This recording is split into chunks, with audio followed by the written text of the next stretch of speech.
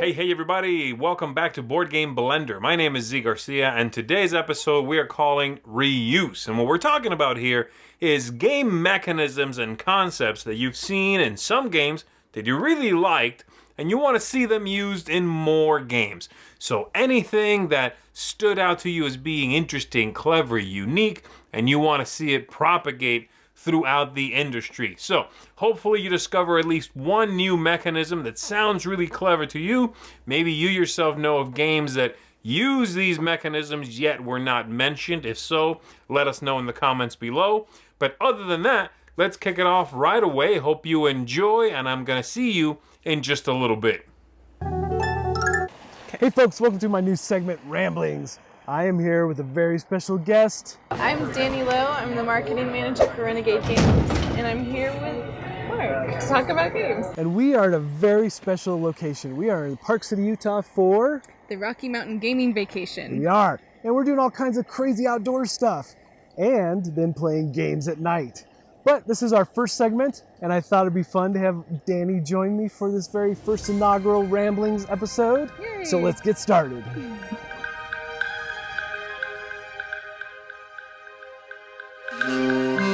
So for this blender, we're talking about reuse, mechanics or themes or ideas that you want to see reused in board games that maybe aren't used enough. So this question's hard for me because my favorite mechanic is worker placement, and that's all over the place, right? Yes, but absolutely. What I really enjoy is seeing mechanics and theme blended into the artwork and components. Ah, yes. So what I think of is The Gallerist by Eagle Griffin. Mm-hmm.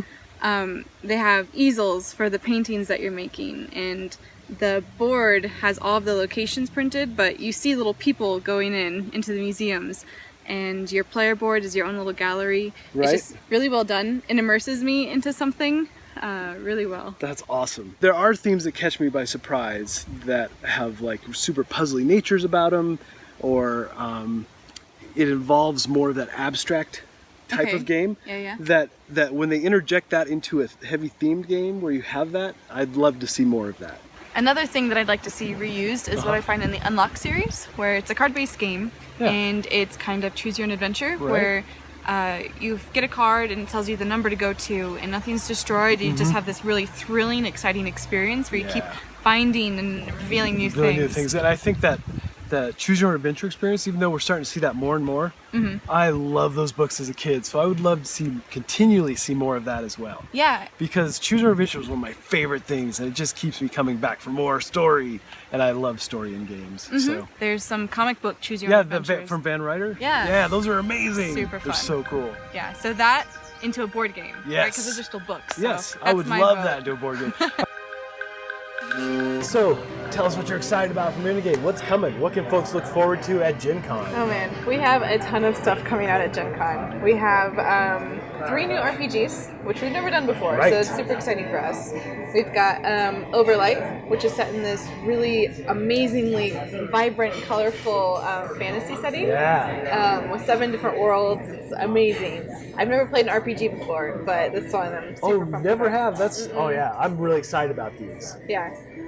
There's Kids on Bikes. This is an introductory RPG. So if you've never played an RPG like me, this will be perfect. Right. It's just one book, so you have all the stuff you need to run the campaign and all the stuff for players in one book, which is super nice. That's awesome. And then there's Outbreak Undead, which is a second edition. It was previously published. It's like zombie survival, Zombie time.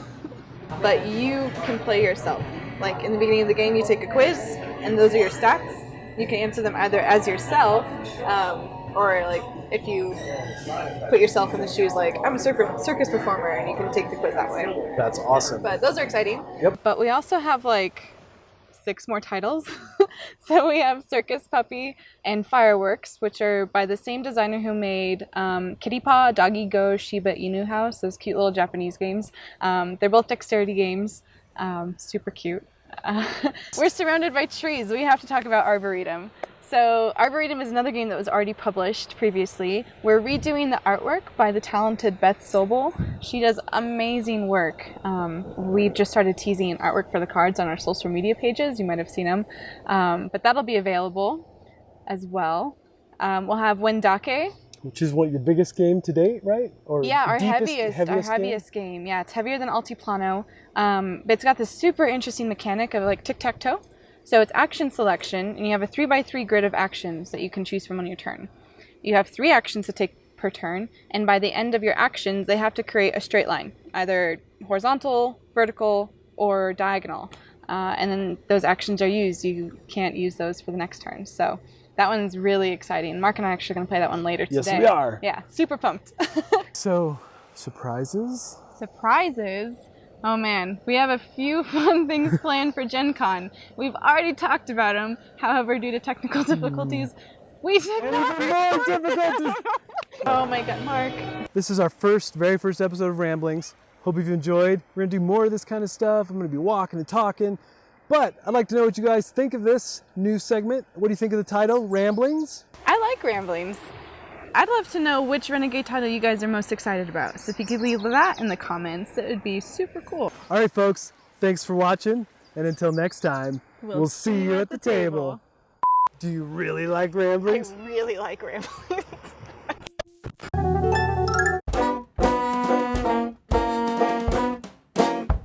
Hey everyone, my name is Chris and this is the Teacher's Lounge. Now, if you're like me, you have a wife that makes amazing foam core inserts for some of your favorite games, but also if you're like me, you teach a lot of games to your friends and to your family, so the Teacher's Lounge is a place where we talk about teaching tips and recommendations for getting into the fun of games quicker. Today we're talking about games that have a mechanism that's so great and so clever and fun that you want to see it used in more and more games. And I immediately thought of this, Dead of Winter, a Crossroads game by publisher Plaid Hat Games, probably the biggest game from Plaid Hat. This is an absolutely one of my favorite cooperative games where players are a group of plucky and diverse survivors trying to make it in a colony while an unending horde of zombies just keeps attacking and trying to ruin everyone's day. They're so inconsiderate. This has a bunch of great design decisions to it, and the best of which, the mechanism that I want to see reused in more and more games, is this. It's called the Crossroads card. So let's say that on my turn, before I take any actions or I do anything, the player to my side will draw a Crossroads card and read this top condition that will trigger the event. It may or may not happen, and if it doesn't happen, it just gets tucked away. So if it's my turn, right, I have my dice rolled ahead of time, which is great, and I can determine what actions I'm going to take. Maybe I'll move to a different location so I can search, or maybe I'll contribute cards to the crisis that's ongoing, or I'll try and work towards the main objective, or whatever I'm trying to do. These triggers will say if a character moves, or searches, or is at a location with some other character, then this will trigger. The person on the side will read the flavor text, and then there are 2 options that the active player will have to choose between. And it adds a lot of drama, it adds a lot of tension and story to an already thematic experience. It just layers on the theme even stronger and brings a real emotional and human element to this game. So I absolutely adore this. Now, I mentioned before, it actually says on the cover here, a Crossroads game. Currently, what that should read is the Crossroads game, because there is not yet another game in this Crossroads series that Plaid Hat was doing. Because of the immense popularity of Dead of Winter, they've decided to make expansions and spin-offs. So eventually we'll come out with another Crossroads game, and I desperately want to see that because it's such a fun mechanism that adds more to an already solid game. So, what is my teaching recommendation? I know this is going to sound like a bit of a cop-out, because there's different recommendations that apply. For example, the game does come with an excellent player aid that walks people through the different phases and the different actions they can take, which actions require dice and which ones don't. But I still recommend, because this game has an extra layer where everyone has secret objectives, including the potential of a betrayer in the group. Because of that, I would recommend that you send the people in your group a video, a link to a video ahead of time and say, hey, watch this playthrough. Watch so you can get an idea of how the game flows overall, the timing of things and such. And if there's a betrayer, how to kind of approach being the betrayer. Because the betrayer doesn't want to see the colony succeed, they want to see the colony fail for whatever reason. And so before we played this for the first time, we watched Will Wheaton's Tabletop series on YouTube, and they did a great job of showing what a game looks like with a betrayer and what that betrayer might do to try and gain trust and blame other people, and how to sneak, bad cards into this crisis so when it's revealed, oh no, this wasn't fuel, this was food that messes up this big crisis that we're trying to deal with. There's clever ways for the betrayer to work in this game, and that's hard to teach just from a rule book and teach from your first teaching session. But if you can send people a link and they can watch and kind of see what that's going to look like, it'll make your first play experience of it even more fun. So I know that's a bit of a cop-out, but as a teacher, use the tools that are at your disposal. So my name is Chris, this is the Teacher's Lounge. Thanks for watching.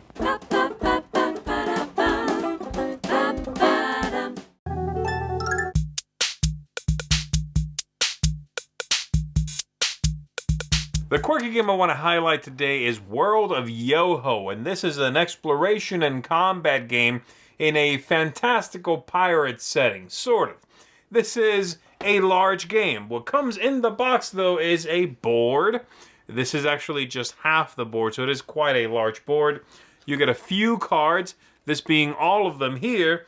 You get a few little rubber bits, and you get some ships. I haven't even punched these out. Why is that? Well, the reason is because the main playing piece on the game is going to be one of these per player, ideally. You can play with a single one, but you probably want one per player. And this, my smartphone, is going to become my player piece on the board. It's going to represent my ship as it navigates around the islands, as I go on quests, as I fight other players in the game. And we are going to move them around. The phone will know which direction I've moved. It's going to show me an animated version of the board right on my screen, and it's going to allow me to make choices at different ports and out in the high seas as I'm fighting the other players. I love the idea of my phone not just enhancing a game, and we've seen that a few different times, but actually becoming a player's piece in the game. And they even went above and beyond and gave you these that are really very much optional. And all these thingies do is, well, you can stick them on your phone and, enhance your ship, so to speak. But really, these are unnecessary. The cards help you a little bit, but again, you can find this information, in the app. And all you really need is the board. I want to see more games that utilize enhancements from outside of the game, electronic preferably, but whatever, to enhance the whole experience, to immerse you, to really tiptoe that line, as I think this game does, between board game and video game.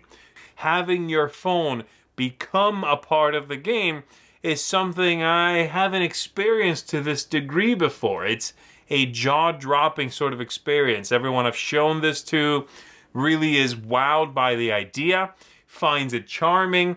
It does not hurt that this game is quite attractive, very bright, very colorful, has a really clever and charming theme. So I want to see more of that, Games perhaps in a...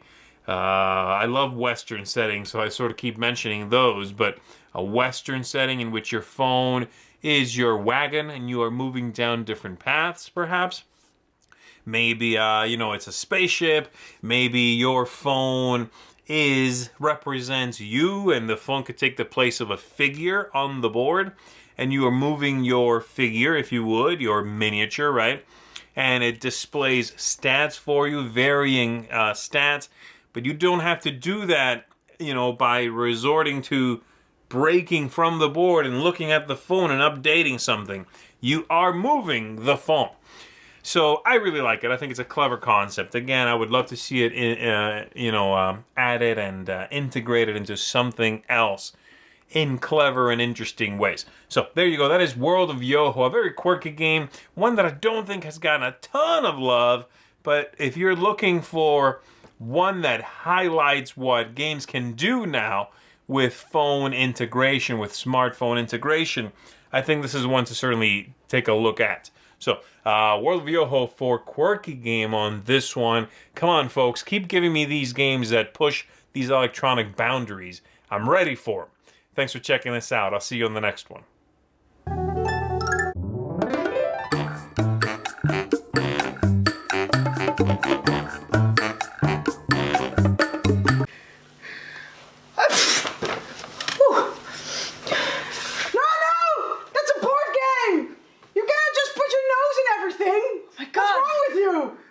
Everything is a board game. Is this a board game? Is this a board game? It's a board game.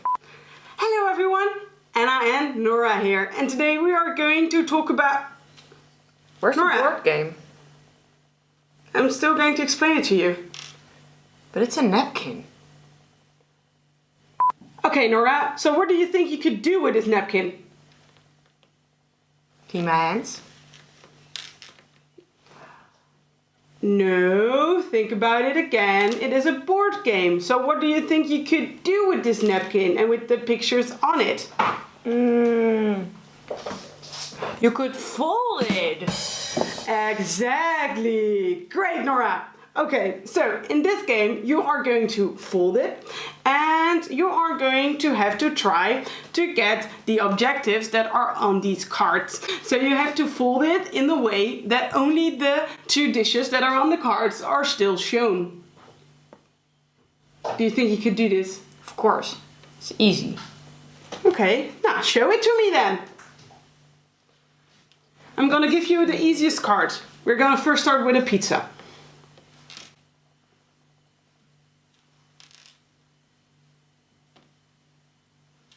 This is for children that are 3. Just remember that. Great, Nora! Okay, so are you ready for a more difficult one? Of course. Okay. Easy. So, Nora has been trying this for 20 minutes now, and I've been trying to get it away from her, but she would not stop. I can do this. I just don't understand it's a napkin! I mean, I'm a smart guy. I'm better at you. At everything. I can do this. Nora, maybe I just don't understand it's a napkin! let's just go outside and watch the birds for a bit. Okay, Nora, now that we've been outside and we've calmed a little bit down, what do you think of the game? Okay, maybe not that calm. Just drink a glass of water. We're not gonna talk about the game anymore. What is this? Is this a game? It's a game. It's a game. What are you doing? You're trying to trick me. No, of course not. Oh my God, it's a game. It's a game. It's a game. It's a game. Okay, guys, I think I broke my sister. Hopefully next time. Bye.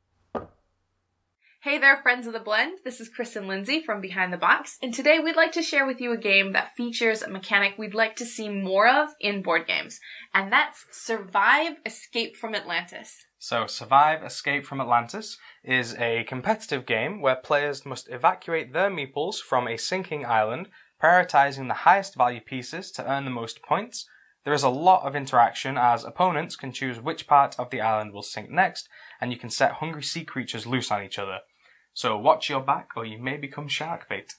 Now, Chris mentioned it's really important to prioritize your highest valued meeples. This can be kind of challenging because the value of the meeple is written on the bottom of it, and the only time you ever get to see that is right in the setup when you're putting your meeples on the board. And that brings us to the mechanic that we'd like to see more of in board games, and that's memorization. Now, you do see this from time to time in children's games, but you don't really see it that much in adult-friendly board games. Yeah, you don't, which is a shame. I think part of it is because it's hard to implement it as well as Survive has done. It's a rare thing they've done. It's part of the game. It's not just a gimmick or something tacked on. It's part of the gameplay. So I'll give you a couple of examples, right? So we've played before where somebody has been really fast from the get-go, just mad dash rushing one of their meeples to a safe point. And so everyone chases after them. You rush them down with sharks and monsters and whales trying to stop them. And you eventually do. And then it's revealed to just be the lowest value that it could have been. And slowly they've been just sort of, I'll also move this one as well. And that turns out to be the really high point value one. And now it's too late to stop it. And it's a fantastic sort of, got you sort of moment. Then you also have on the flip side of that, the player that at the end of the game, when all the meeples are rounded up and you're going to be revealing how many points you get, they're really smug. They think they've got all the high value ones and they reveal and it's just the really low value stuff because they forgot. They made mistakes and it makes for really funny moments. Fantastic. Yeah. It is really good. Now, is there a game mechanic that you'd like to see more of? If so, please leave it in the comments below. We'd love to hear about it. If you're interested in more board game discussions with us, you can always check us out on our social media. But until next time, see you later. Bye.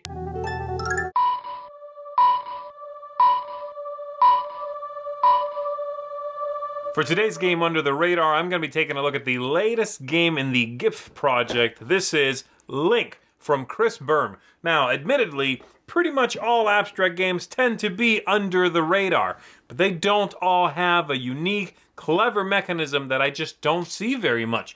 Now, in this game, you are going to be using a board, much like this one. Here's half of it anyway. And these pieces to move around on the board, creating stacks with different colored pieces in the stack, trying to claim those pieces. Here's the clever part.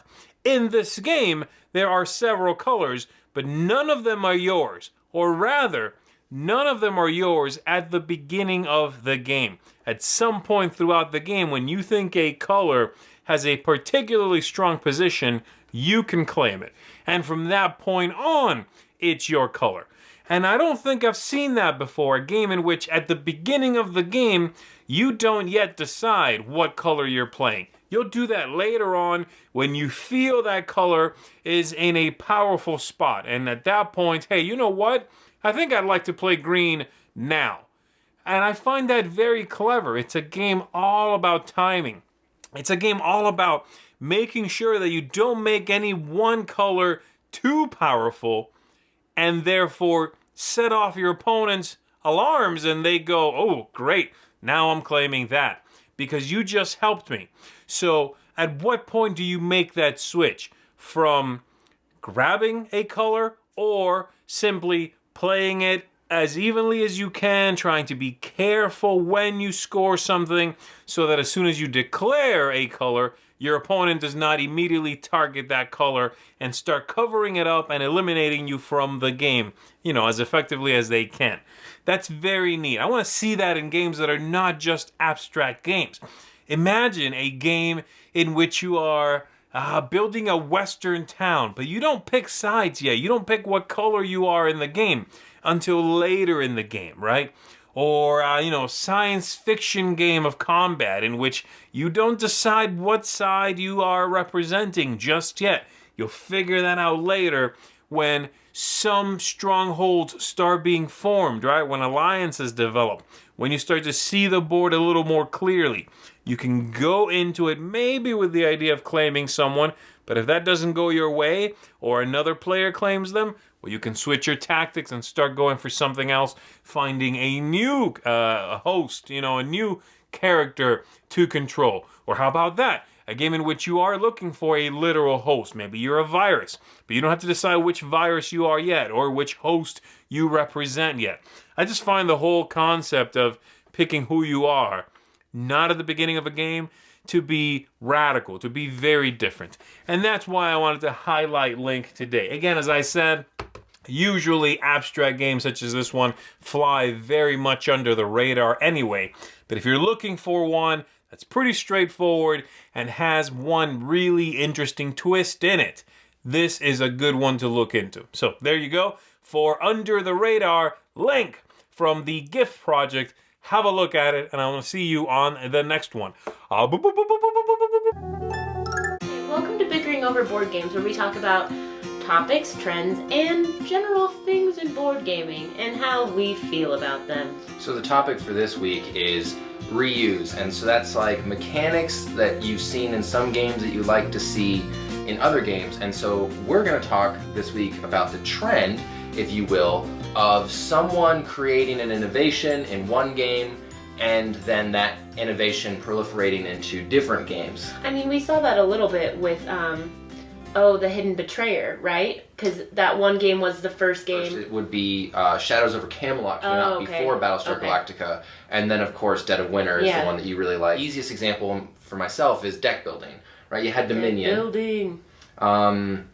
Which you don't even particularly like Dominion. No, because I played Arctic Scavengers first, and so it was hard to go. So Arctic Scavengers is probably our favorite pure deck builder. Yeah. Thematically, I enjoy the post-apocalypse more than whatever Dominion is. Generic building feudisms in a fantasy time. Yeah, not my cup of tea. We got to give props to Paperback, which is Scrabble meets Dominion.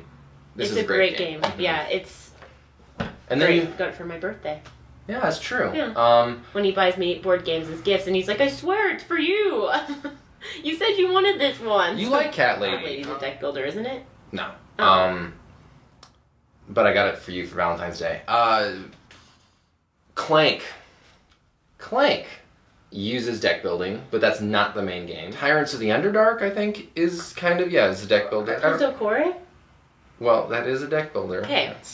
I just had to be relevant in this conversation. I don't know much about space or fighting dragons. Well, you played those games. I know, but I didn't like them.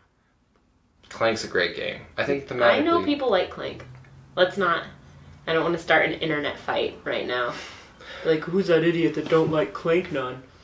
Why do people on the internet, in your imagination, are they, like, super uneducated? Slamming the keyboard as they type. That's what I do. It's nice for developing a literacy of games. And the hand management, card drafting. To go into a game and have someone be able to say a few keywords that you then know how you're going to interact with the game, and you can, maybe there's something new, but you don't have to worry about that. You know what's expected of you. At the same time, I do think that there needs to be something novel. Be it artwork, be it theme, be it adding another mechanic, just something that kind of makes that game stand apart. I mean, I don't own that many black dresses because of this thing, but how many black dresses do you need? When we were talking about Reduce, we sort of talked about, you don't need to have two pure deck builders, right? Yeah. I mean, pick your favorite. For us, we got rid of DC because it was like, are we really ever going to want to play DC over Arctic Scavengers? It's nothing against DC. No, but in our family, the answer is going to be no. Right, and the cat really doesn't like DC. So in terms of reuse, we don't want to reuse so to the point that we're just reskinning. Unless you just like deck builders, that's your jam, that's all you want to own. For us, I think we want more variety than that. Yeah. How many different area control, negotiating games do we need, right? But they're also fun. But Rising Sun's still here. I'm kidding. I knew that would get you goat. You like Rising Sun. I know. I was showing that I'm up to speed with board game trends. I'm earning my Rising Sun, huh? That's a pretty cool one. Yeah. Yeah, I got the expansion packs. Moon and Sun. Dynasty Invasion. Whatever. All right, well. I'm hip. On that note. Cheers. Hi, I'm Max from Games for Families. Hi, I'm Joe from Games for Families. Hi, I'm Tess from Games for Families. And I'm also from Games for Families. What a coincidence. Oh my god. Now. He's called George, by the way. Settle down. Yeah. This is our last episode for now of Gizmo Knows, and the reason is we don't love Gizmo anymore and we don't care what he thinks. What? Okay, no, that's not it. Thank you. No. The reason is Gizmo's got a bit old for just doing games, and now he's mainly reviewing philosophical textbooks and art house cinema. But from right now, he's having For right now, he's having a nap and licking himself. But what we thought we'd do, because this is the recycling episode of Board Game Blender, thank you, Z, for letting us do our nonsense on your programme. We're going to recycle... He's now famous! Gizmo is famous. Gizmo's an internet dog. We're going to recycle some of our old reviews and have a four-way Gizmo Knows competition. So who knows what's going to happen here? So Gizmo Knows. Tessie, what have you got? I've chosen Barron Park because, as I said in the video when we reviewed it, it's a fun family game. It's really enjoyable, and it's just really satisfying once you've finished and made a nice bear park. And at the end, you can just get all the pieces, and instead of doing it for points, you can just do it for display. Which you does can. a lot. I've chosen Near and Far because which it's I was going still one to of my review, but he favourite already games. chose it. I've chosen Near and Far because it's one of my favourite games still. Story-based, lightly competitive, brilliant game of worker placement and building up an engine. Also one of my favourite games. It's great. It is great. It's great. George? We need to finish that campaign. This is Untold. It's a storytelling game where you're basically rolling dice and putting them in slots to create a story. It's shocking. It's shocking. But there's also things like you can upgrade your characters after a certain amount of episodes, and you can have like loads of different plot twists, and you can have different kinds of story but still using the same mechanics. And one of the greatest things is, because it's run by Rory Story Cubes, you can get expansions for Rory Story Cubes, which you can also use in Untold. Yes. Which is very good. Doctor Who. And Batman. John. Okay. And Wilma. And just see if we can lift this thing up between us. So heavy. John? This bad boy is Max vs. Minions, and I've just literally picked it because it's my favourite game. I would like to explain it, but it's quite complicated. The What's and All review has already been posted, but it's massive. Has it? Yes, it has. Oh. Okay, let's see which one is the best. In our final Gizmo Knows. Let's see if he's actually woken up from his nap yet.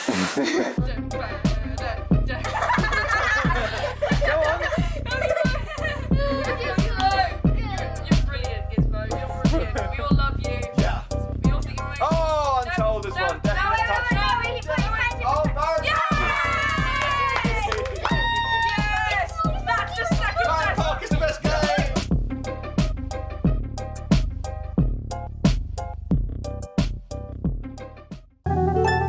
And that's going to do it for us on this episode, everybody. A big thanks to all of you for tuning in, checking this out. A big thanks to all the contributors, as always.